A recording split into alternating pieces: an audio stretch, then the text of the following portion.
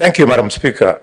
Madam Speaker, could the Cabinet Secretary disclose the number and identities of all Kenyans currently working in the Gulf states? B, how many Kenyans have lost their lives while working in the Gulf states from the year 2022 to date? And C, Madam Chair, what support does the government provide to families of Kenyans who die while overseas? And could the Cabinet Secretary explain any actions being taken by the government to facilitate the repatriation of the body of MS Mildred Busolo Lisanza, deceased, from Saudi Arabia to Malinya village in Kakamega County? I thank you. Prime Cabinet Secretary, it's a chance to answer to those questions. Madam Speaker, I was saying that there are thousands of Kenyans in the Gulf countries, and I will tabulate the data that we have. We have in total over 400,000 Kenyans in the Gulf states, and I'll tabulate as follows. In Saudi Arabia, the records we have are there are 310,266 Kenyans. In Qatar, 66,025. United Arab Emirates, 23,000. Bahrain, 8,000. Oman, 5,392. Kuwait, 3,515. Iran, 200. Iraq, 150. The total record we have as of to date is 416,548. Madam Speaker, I wish to further state as follows. Kenyans in these territories exhibit high movement between various Gulf states. The numbers given therefore constitute periodic statistics derived from our missions in these countries, further corroborated through official sources of the host governments. It should be noted that not all Kenyans register with our missions abroad, despite being sensitized on the importance of such registrations. Hence, sometimes it is difficult to have very precise data. So, Madam Speaker, under the circumstances, it's not easy at this stage to be able to say that we can avail all the identities of these 416,000 individuals in the Gulf states. The second question was to do with how many Kenyans have lost their lives working in the Gulf states from 2002 to date. The records we have show that the total number of Kenyans who have lost their lives in the Gulf region is 316. The breakdown is as follows. Saudi Arabia, 166. Qatar, 58. United Arab Emirates, 51. Iraq, 25. Bahrain, 10. Kuwait, 6. Oman, 0. Iran, 0. The total, 316. Aspect C of the question, let me see if I've gone carefully.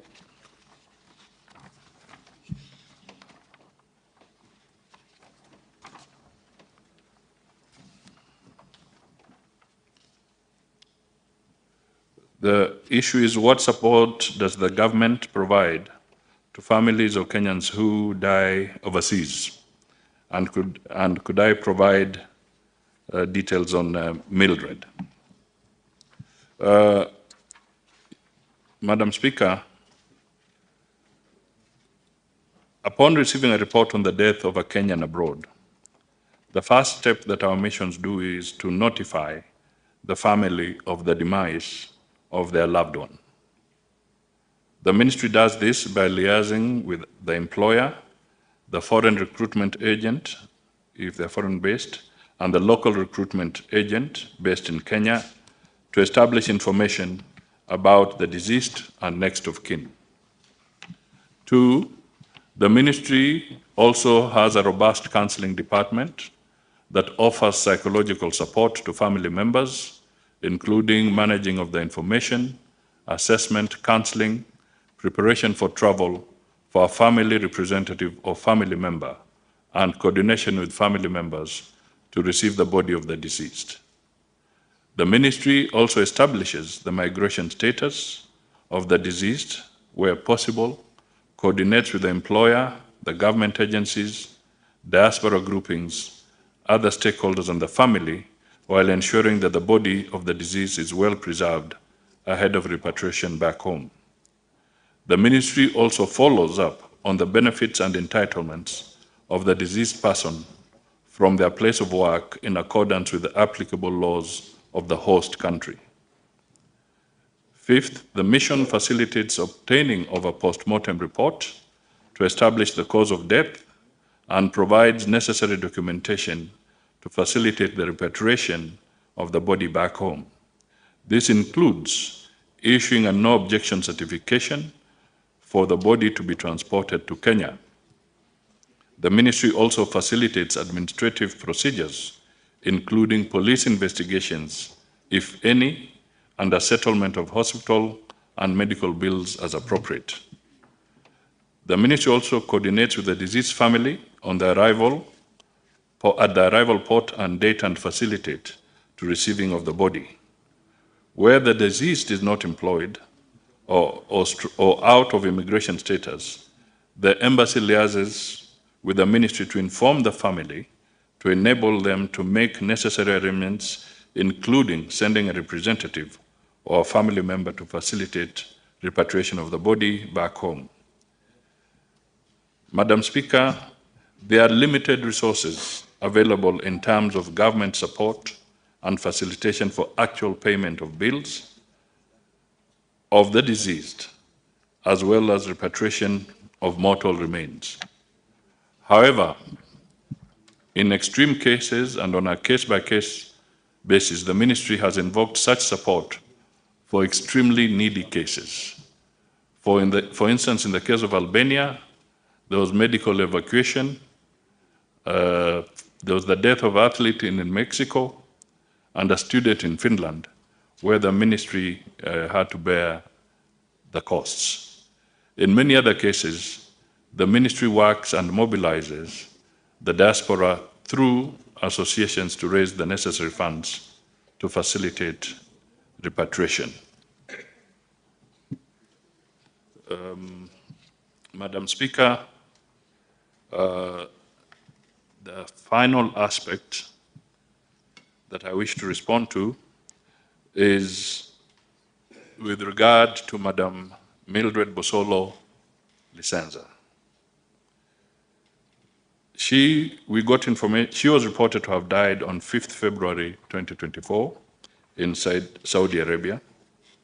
The mission established that at the time of the death, the deceased was employed on a valid contract. The mission, also through the recruitment agencies, established the contacts of the deceased's family and obtained a post-mortem report to establish cause of death and preparation of the body for repatriation home. The repatriation of the body took long since the post-mortem report indicated that the cause of death was suicide, and investigations were ongoing which affirmed the same. For this reason, the employer, who otherwise is supposed to assist with the cost of repatriation, declined to take responsibility for repatriating the body, citing that the death was not a natural occurrence. the ministry through the embassy escalated the matter to the labor authorities of Saudi Arabia to compel the employer to resolve the matter as required by the employment contract. I therefore wish to report that the employer eventually, after the pressure, took up the matter and the body of Ms. Mildred Busolo Licenza was repatriated to Kenya on Thursday, 9th May 2024. I submit. Thank you, Cabinet Secretary. Senator BONI KHALALWE, you have an opportunity now to clarify any issues that you have through asking two questions. You could ask one now and one later, or you could ask both of them right away to the Cabinet Secretary. Thank you, Madam Speaker. Madam Speaker, I would want to ask two questions, one now, then give colleagues an opportunity to raise their issues, then the second one at the end. The first one, Madam Speaker, it is the policy of the government, at least going by the pronouncements of the President on many occasions, that we try and assist as many youth as possible to get employment opportunities outside the country. Madam Speaker, is it not shocking that despite that policy, the Prime Cabinet Secretary is not able to tell the country the identities of the Kenyans working outside the country? Madam Speaker, that a whopping 316 of them have died while out of the country. It shows, Madam Speaker, that this answer will not only bolster the employers who, in one way or the other, contribute to the death of these people, but also it will discourage parents from encouraging. Yes, Speaker, I know where you're going.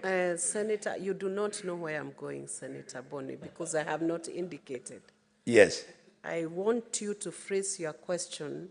What you're giving now are views or debating the matter. You must phrase a clear, concise, precise question. Yes, Madam Speaker, on a complex issue like this of death, I believe senators are allowed to build the question. I was building the question, and let me leave it there. Let me not build it any further. We have 3 cabinet secretaries today coming to answer many questions of varied matters of national importance. I would beg that you make it precise and short and clear so that it's possible for the Prime Cabinet Secretary to respond. Thank you, Madam Speaker. Madam Speaker, what I was building to is that could the Cabinet Secretary be compelled to table the list of all Kenyans working in these Gulf states so that the parents and relatives can be reassured that the government is on top of things as far as their lives are concerned? Prime Cabinet Secretary, please respond.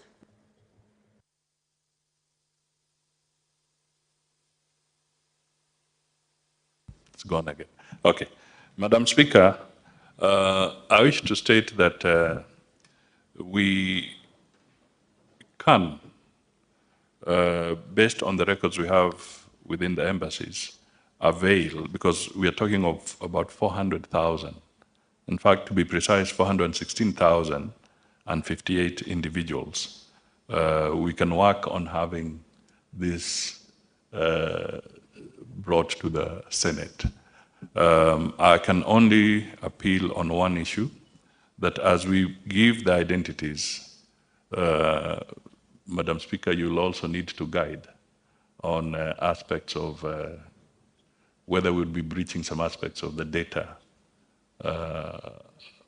identity issues by tabling all the 400,000. That's the only question. But we are prepared to be able to give this list.